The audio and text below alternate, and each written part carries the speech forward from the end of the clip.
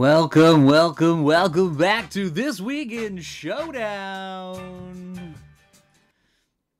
with Jeff. I'm here. I am here. Hi, Bob. Hey, Drew Carey. Hey, Bob Barker. I don't know. We got another edition of This Week in Showdown. Week 3, we are doing it on Monday. Schedules got tight yesterday for both of us, and it's a little bit easier for us to do it today. And so, I needed a little bit of a break, just like a mental, emotional break from all the Fernando Tatis Jr. Oh my goodness. It was just a lot to take in emotionally, and I just needed some time to compress. So yeah, I thought Jazz was gonna make it this week because he was having a hot week, and then like as I saw Tatis kind of rounding out the weekend, I was like, well, he's in it. Right. It's almost like there was all those people being like, Tatis just got that money. Look how he's done so far. It's been pretty bad. And then that was a mistake. Yeah. Like, I don't know. I doubt that made its way to him or if he was thinking it, but my God. Yeah, he just lit it up this weekend. And so we'll be going over again the hottest players, pitchers and batters of the week. We have a couple of their cards in there as well. As always, shout out to MLB Showdown Bot. At MLB Showdown Bot, this is Matt. He does the website that we use to make all the cards really quickly for everybody. And without him, we probably wouldn't be able to do this as quickly as we can and bring it to you every week, which I really enjoy. Right, and it's been a blast to see this updating week by week. Yeah. Like that, I don't know if that was I'm sure just creating it in general, 6 months ago or whenever it was his goal, but we're seeing a different use case of it, which I'm sure it's just fascinating for him. It's fascinating for me. And yeah, we're just kind of seeing these cards change every night basically, which is awesome. Yeah. So Matt runs the Showdown card bot, not Matt R that you usually listen to, Matt Gula, Matt G, if you want to, or Gula. I don't know. There's so many Matts. Yeah, I've said it just before. Just follow him on Twitter. You'll be very happy. He posts cards a lot. The app is amazing that you use. And again, we use it. So, and speaking of, what an incredible week he had. First up, the number one player of the past week is Fernando Tatis Jr. So It's ridiculous card. Yeah, right. Absolutely ridiculous card. He hit 5 home runs in the past 3 days. So last 7-day totals, he had 5 home runs, 7 RBIs, 4 stolen bases. His total of the season is only 7 home runs. Again, this week lit it up. So Matt R did a really great card where it was just this weekend how good he was, and he was an 11, 16 home run. But if you just take his season total, obviously he's only an 8. He's A-speed, shortstop +2. And but what do you think? He's talk about a true outcome card. No, it's an absolute true outcome. I don't think Doug Glanville likes this card. No, it's basically 2000 A-Rod. It's very Matt compared it to that. Yeah, he did. Yeah, it's similar, very similar vibes to that. And shout out to Jeff for grabbing this picture for the artwork when he gets the Bauer one eye. It had to. Dude. I mean, I am firmly on the. I do not love Trevor Bauer, even as. I love Trevor Bauer. So any opportunity to see him get trolled is just life. But he loves it for me. He actually likes it. He does, and that's good because I've actually had people say his take on Tatis and his celebration was good, and I was like, well, yeah, it's good, but it's also consistent with what his take should be. If his take was any different, it would be a red flag. Oh, so correct. He is a big. I don't love Bauer, but I do love his. He's very pro player. He's pro players getting paid. I am all about that 1000%. I just wish he wasn't. I'm going to use this term jabroni just on Twitter. So I love that word. But dude, this card he even looks good. It fits the frame really well. It just feels really cool. Oh, and I know that we both have our opinions. I feel strongly one way. I talked to Gul about this. Dude, the brown background on these cards. Oh my god. I like this. I don't like the brown on brown jersey, but the brown background with the pinstripe looks really sharp. It's the dream. It's and this is I feel again, our, once we have the seasons over, I know that our crew is going to kind of do our own quote unquote set of these cards. And man, I feel we're just, that design process is just flowing. Oh yeah. While we make these cards. So next up we have Bryce Harper. And shout out to my friends who noticed that I accidentally grabbed the Washington Nationals Bryce Harper. I did it this morning. but we got the actual Phillies Bryce Harper, which looks pretty baller in these shades right now. But he hit 2 home runs yesterday, and basically had a 3 home runs this week with 3 more RBIs. Yeah, he had a great week. 10 hits, double, on base of 536, brings his on base for the season up to 471. Like that's an 11. Dude, he does look like he looks like RoboCop. Oh yeah, he looks super cool. It's crazy though, because like this is like a very realistic draftable card. Oh yeah, I think this is a 2020 Juan Soto, at least in our cards, very similar to that. The 1-2 out is fantastic. 3-10 walk is but like it's fine. You know, I think you bat him first, and you just know you're going to get on base. And I mean, he's walking a lot. That's. I mean, he's getting on base literally almost every other bat. Like that's ridiculous. So I mean, that's what this card's representing. Again, we're only in week 3, people. A lot of these outcomes will start to spread out through the charts as we go through. But it is kind of cool to see right now. Next up, again, I don't even know this player. And I don't know how to pronounce his name, but Adolis Garcia is. I think it's Adolis Garcia. So I don't know this. Obviously, wasn't on anyone's radar because he had 1 home run before this week and only 4 RBIs, and all of a sudden this week gets 4 homers and 9 RBIs. So he gets the random 7 card, but because of his crazy home run rate, gets this ridiculous 12-20 home run. This is definitely a card I've never seen before. He also has a triple on the season. I don't know how I feel about this card. I'm so like torn because I'm just looking at it, squinting my eyes, just like what? Like, there's a lot of outs, but like no walks. a lot of outs. Yeah, on base 7, but triples at 10. You know, like it's just bananas. It's a bananas card. I love his artwork too on this picture that I found. He's like, "Let's go!" Yeah, he looks great. Again, he really just exploded this week. The rest of his season is basically this week, but like worse. So that's why his on base is so low. That's fine. Next up, a player that people know is David Peralta here, bringing an actual card that looks reasonable to Showdown here. He had 2 home runs this week, but a stellar 11 RBIs, including a triple. He is bringing his on base up to 322, but on base at this week at 444. But yeah, I mean, a 7 again. It's just David Peralta here, but great week.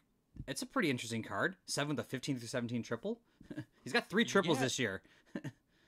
I like, it's so tough situationally to think like, what is my team makeup? And I usually like to get better outfielders, but like, oh yeah, exactly.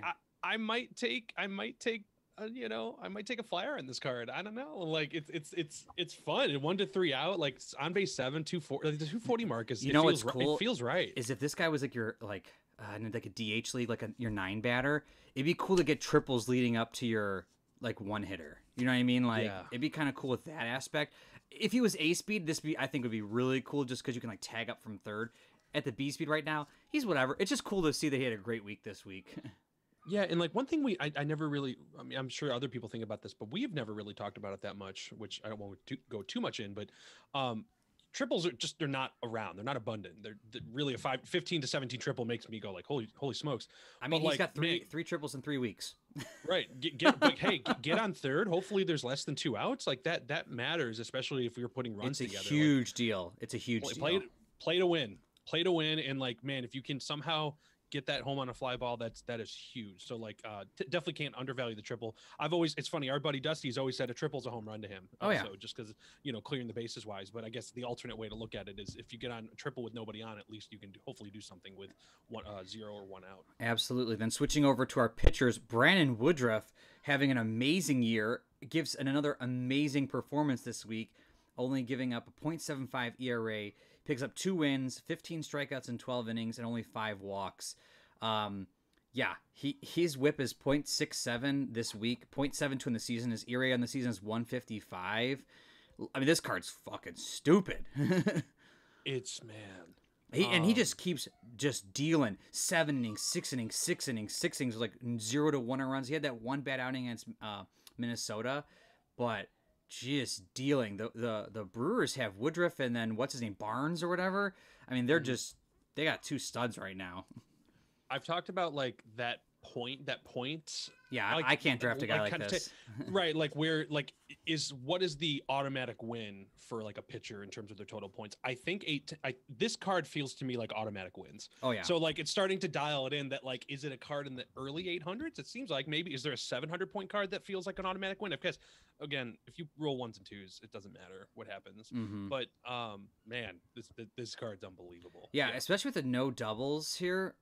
It really drives home pretty tough to handle this kind of card. Right. And he's probably going complete game. Oh yeah. I don't unless things are going drastically wrong. I don't know why you would pull him. So absolutely. Next up, Cy Young candidate right now, Jacob DeGrom, another 800 plus point card. So this week he goes a 6-inning game and a 9-inning game, no earned runs, 14 strikeouts one game, 15 strikeouts the other, 1 walk the one, 0 walks the other. So his ERA this week is I guess the other one is outside the 7 days, but that would have made his stats even more ridiculous because it was just over a week ago was his other 6-inning shutout. But he has no earned runs this week, 0.22 whip, bringing his total for the season to a 0.31 ERA, 0.55 whip, and he has 50 strikeouts in 29 innings with only 3 walks. Dude, he is it's been a blast seeing him start. There's like some like selfish like Cleveland fan aspect that every time I see him do well, I'm just like, I want Shane Bieber to be better than him. But like, it's from a baseball fan perspective, like he has been great. And like, I'm sure we'll hit the truly other side of Jacob DeGrom. Well, so this year he has 1 earned run allowed, but he is batting. He has 2 RBIs, I believe, or is it 3 RBI? 4 RBIs. So he's actually hit in more more runs than he's allowed. Oh no, that's allowed. He's allowed 4 runs. Sorry, 1 earned run. And then, it doesn't bring me up his batting right away. It's like I gotta like look up him especially for his batting, but I'm pretty sure he had 2 or 3 RBIs batting, and he's only allowed 1 earned run batting. And let's bring it up. Let's go right to it. Let's just really quickly, pitchers batting this year. Holy hell! What changed? Right? What happened for 20? Like I don't get it because like our boy, shout out to Kevin Slatery. Gave us the stat that Ohtani leads the majors right now in home runs and will be starting the pitcher today. Yep, starting pitcher. And the last time now Ohtani's a little bit of an anomaly, but yes, you were right. But sure, but like it's worth mentioning the last time this player made a pitching start while also leading the majors in home run was Babe Ruth in June of 1921. It's absolutely like weird things are happening. So this DeGrom card's even crazier than obviously the Woodruff card because he goes the extra inning and has the extra out. Now he does give up the double here. Which I think is important, but I mean 1 through 18 out and a 4 through 14 strikeout is like no one's going anywhere. Like you might give up the double and then the rest of the guys are out. This is an auto win card. I know the double's not my favorite, but so this card's an auto. So obviously you mentioned it, but let's speak over to the Jacob DeGrom Batter card. So we got the 12 on base, 650 point flip. What do we call this? A flip card? Like you can flip him over and he bats for you.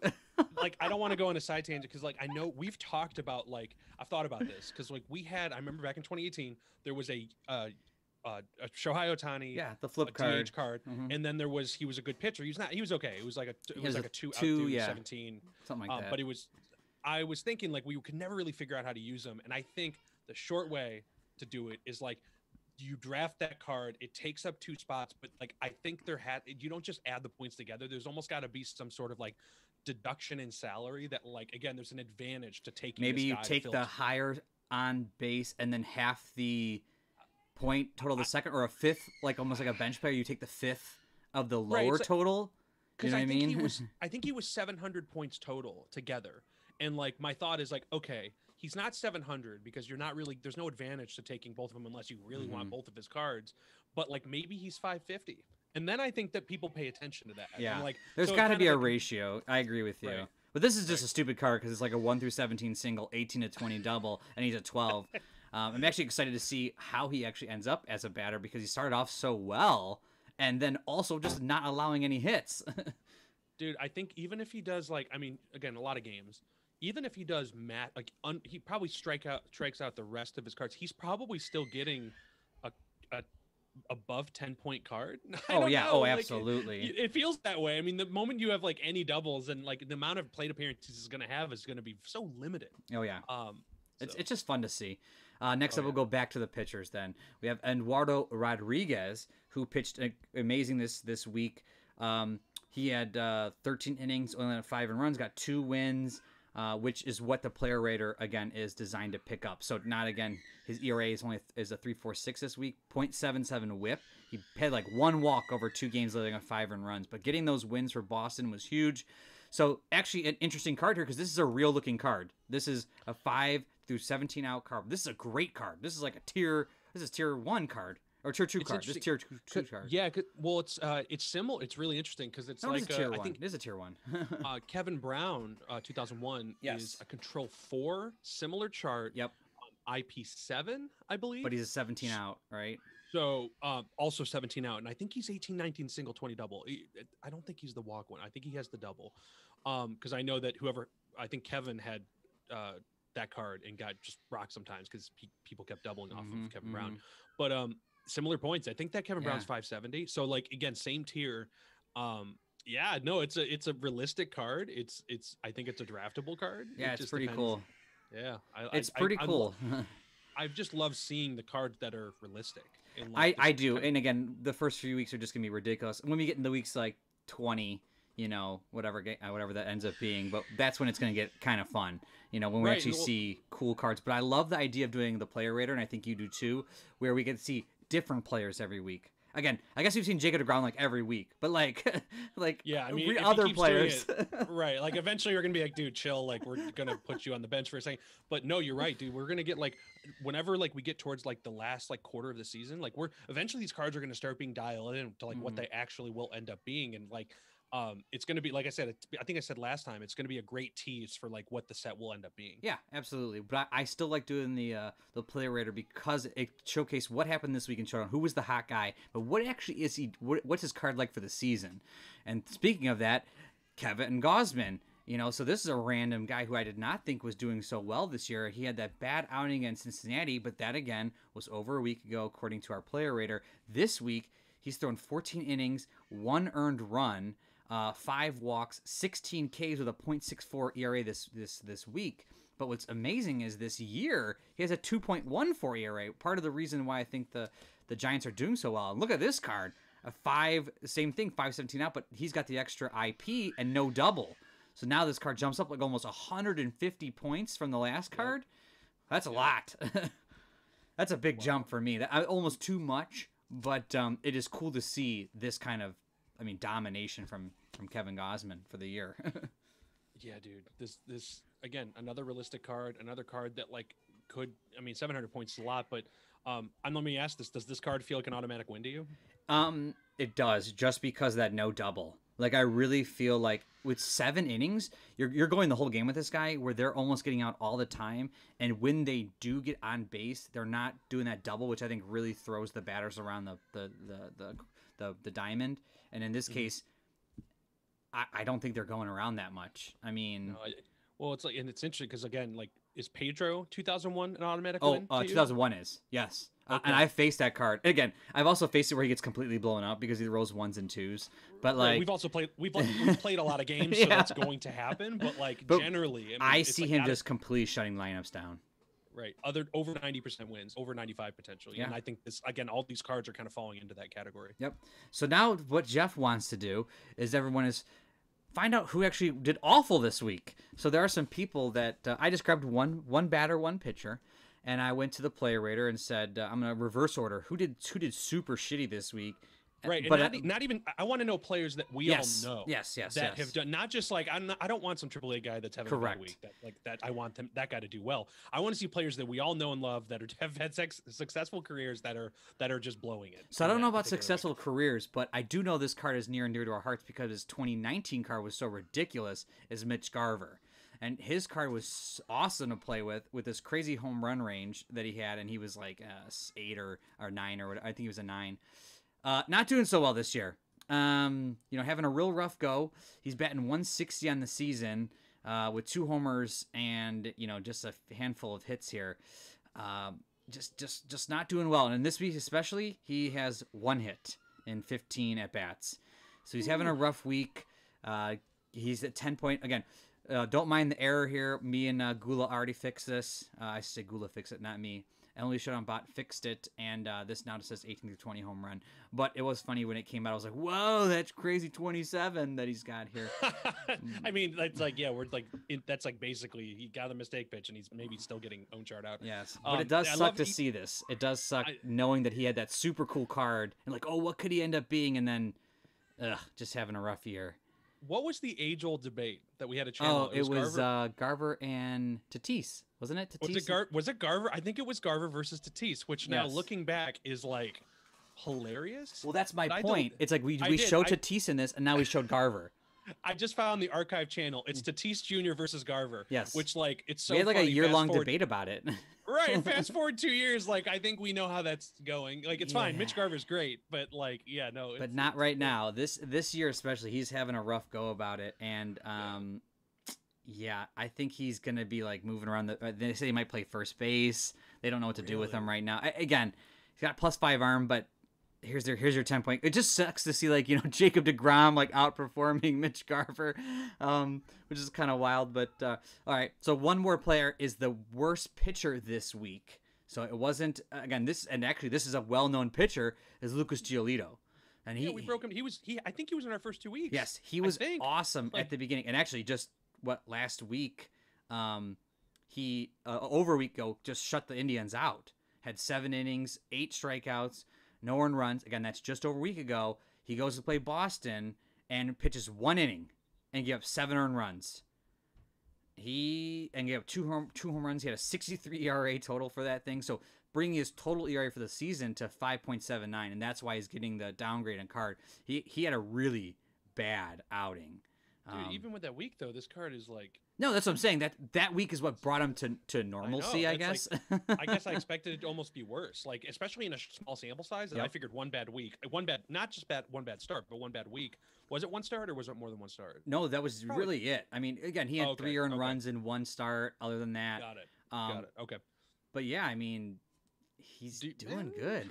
I don't know if this card though. It's tough. I know. It's because like the IP3 at just the base. Not even. I'm not looking at the chart. A control 3 with an IP5 at that level is already tough, and then you're spending almost 500 points on it. Like, man, I like Giolito, but like, this card would be a hard pass for me. Yeah, I don't like the 5 IP. Then I'm already getting punished from a 3 control. I think that's exactly, you hit the nail on the head. That I look at before. Well, I don't always look at before, but in this case, that's what would override his 1 through 17 out. Because most 3s are 1 through 16 out. So when you see the 3 at 1 through 17, you're like, oh, no doubles, that's nice. But it's like 480 for an IP5. That's a steep price to pay for. I'm gonna have to be relieving half the game. Yep. Especially if he gets lit up. If he gets lit up, then he's going early. He's coming out in the 5th and 6th. Like, I think no question. If he doesn't get lit up, he might come out earlier. If he doesn't get lit up, yeah, that's a big if. So yeah, so I mean that's really kind of what we're seeing here from him, and yeah, I don't know. Again, it was a fun week, I think, especially the Tatis stuff. So I hope everyone else enjoyed this week too. And any sending off words, Mr. Jeff? No, man. I was thinking more about is it gonna be? Are we gonna have a higher point starter or higher point hitter? And I'm like, it's gonna be like a fun thing. I think it's gonna be a starter. I think it's gonna be a pitcher. I think it's gonna be DeGrom or Glass now. It seems like it's one of those two. Like if I had to put money on it at this moment, $100 on like not only what player, but just like, is it a pitcher or is it a batter? It seems like it's a pitcher, and it seems like it's DeGrom or Glass now. Yeah, I feel that way, but man. If Tatis keeps up what he was doing, holy shit. Oh my God. Dude, how freaking fun would it be if, like, we're talking, like you said, week 20, and we're having this conversation of who ends up with the higher point card, Tatis or DeGrom. It's just like, that would just be, I hope this continues. I hope it does. Here's what I want.